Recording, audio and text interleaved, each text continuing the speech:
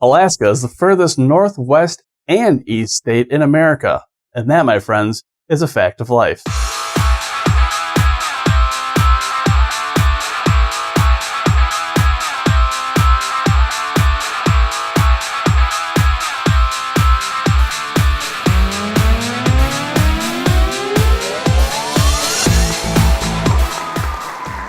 Thank you, and welcome to That's the Facts of Life, where we go through all the topics that matter to you and bring you just the facts.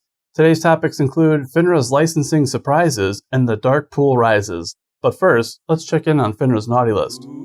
Topping the list this week is the year's first firm rep combo for alleged supervisory failure and fraudulent behavior. According to FINRA, the rep fraudulently persuaded an unnamed Native American tribe into investing nearly $200 million into non-traded REITs and BDCs. The rep also neglected to mention the availability of certain volume discounts and lied to tribal leaders, leading them to believe that there would be no sales commissions. Needless to say, you can imagine their surprise to discover over $11 million in sales commissions, of which $9 million went to the rep.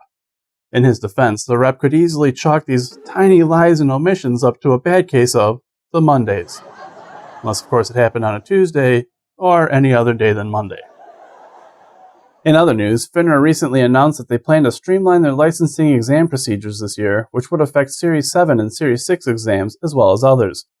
Within the proposed rule change, the licensing exam procedure would be split into two parts, an essential exam followed by specialized exams.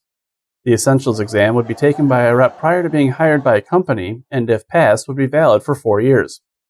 Once employed, reps could take specialized exams which would qualify them for roles such as General Securities Rep, Investment Banking Rep, Elven Mage, or Human Warrior. FINRA also decided to go puppy monkey baby bold with the new rule by letting employees switch job functions within a firm while continuing to maintain their licenses without having to requalify if they go back to their original job. And just like that, FINRA's creepy new puppy monkey baby rule was born on the island of Dr. Moreau and shipped to the SEC for their approval. Finally, while many anxiously wait the new Marvel blockbuster Deadpool, many in the financial industries are anxious to see what happens with dark pools. The SEC is reviewing an NYSE proposal that would limit trading in dark pools during the tick-size pilot program, which is set to begin later this year, and is going to widen trading increments, or ticks, on the stocks of 1,200 smaller companies from a penny to 5 cents. The aim of this program is to make markets more liquid, but many think it will also drive more trading into dark pools, which are essentially anonymous places where well-capitalized investors and funds eagerly pay to trade in total darkness where nobody can watch them, trade with them, or intervene. Eerily similar to a criminal's hideout. Now, the problem with dark pools isn't the dark lords who manage to play Monopoly in total darkness. No, sir. The problem is they lack transparency. You know, one of those core concepts that regulators fight to uphold. The lack of transparency does beg a question, though.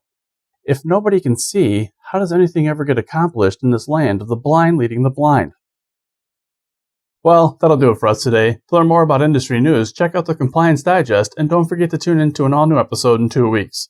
Oh, and in case you didn't know, snow here on Earth doesn't seem so bad when compared to Venus, where it snows metal. And that, my friends, is a fact of life.